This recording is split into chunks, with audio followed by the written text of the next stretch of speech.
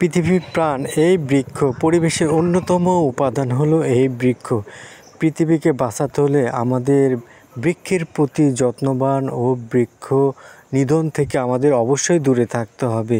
বৃক্ষরোপণ প্রকল্পকে দীর্ঘায়িত করার জন্য আমরা প্রতিনিয়ত চেষ্টা করে যাচ্ছি।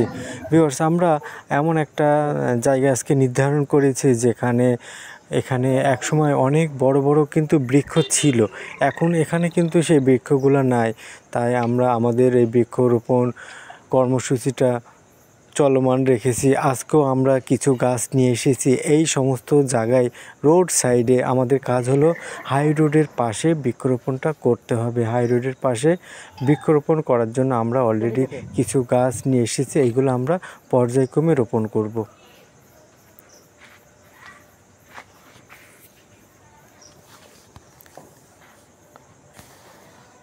অতি যত্ন সহকারে আমরা এগুলা এনে থাকি যেন গাছগুলা ফার্স্ট টাইম লাগানোর সাথে সাথে যেন এটা মরে না যায় বা হয়ে যায়, এই ধরনের গাছগুলো আমরা সবসময় চয়েস করে থাকি। আজকে নিয়ে এসেছি অন্যতম মূল্যবান দুটি বৃক্ষ, নিম এবং সেগুন। Open camera. হ্যাঁ দাদি, এই যে রোডের পাশে গাছ লাগাচ্ছি, কেমন হচ্ছে? ভালো হচ্ছে। এই গাছগুলো দেখে রাখবেন, এটা তো আপনার বাড়ির পাশাপাশি। হ্যাঁ, আর তো গাছ ভেঙে নিকেল করে তো গাছ কেটে নিকেল করে আমি তো ছেড়ে পারবো না। এগুলো দেখতে হবে। আর গরু ছাগল বা গবাদি পশু যেন খেতে না পারে। ওই হারুর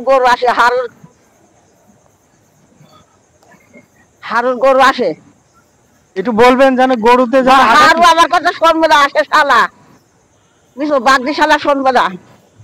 নিষেধ করবেন যে রোডের পাশে যে গাছ লাগানো হচ্ছে এই গাছ একসময় বড় হবে, সবাই উপকৃত হব আমরা। এই গাছের যেন কোনো ক্ষতি না হয়। ক্ষতি তো হবেই, একটু দেখে রাখবেন আপনি। ওইসব মাগিদের গাছের কথা বলবা, আমার কাছে কথা আছে তাহলে দেখবেন। হ্যাঁ, লাগাই আরো আমাদের কাজ শুরু কাজ 100 দের। আচ্ছা, আমিও দেখো তোমাদের একজন আসতে হবে, তাই না? ওই দেখো কাঁঠাল গাছ নাই গেছে, আমার ছেলে মরে গেল, আমি থাকা বলতে। আসসালামু আলাইকুম। বরাবরের মতো আমরা আবার হাইওয়ের সাইডে যে বৃক্ষরোপণ কর্মসূচি আমাদের চলমান আছে। আজকেও আমরা হাইওয়ের এক সাইডে আমাদের আর কি এলাকার কাছাকাছি বৃক্ষরোপণ এই কর্মসূচিটা করতেছি। এক জায়গায় আমরা চারা রোপণ করব, এই জন্য আমরা সমস্ত চারা নিয়ে এসেছি, এর সাথে আনুষঙ্গিক যা যা লাগে সব নিয়ে এসেছি।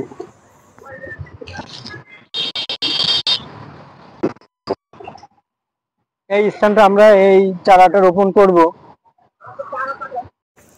চারা রোপণের ক্ষেত্রে আমরা মাটি সহ বিভিন্ন গুণাগুণ লক্ষ্য করে থাকি। শুধু লাগালেই হবে না, শুধু লাগালেই যে বৃক্ষটা হয়ে যাবে তা কিন্তু।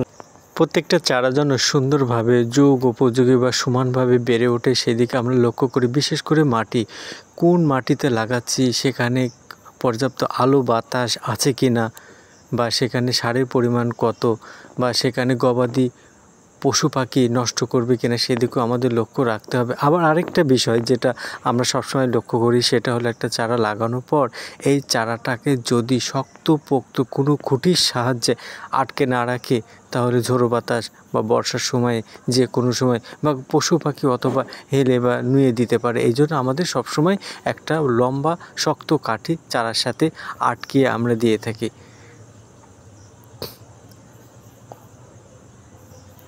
প্রত্যেকটা চারা কিন্তু শক্ত, সহজ এবং সবল।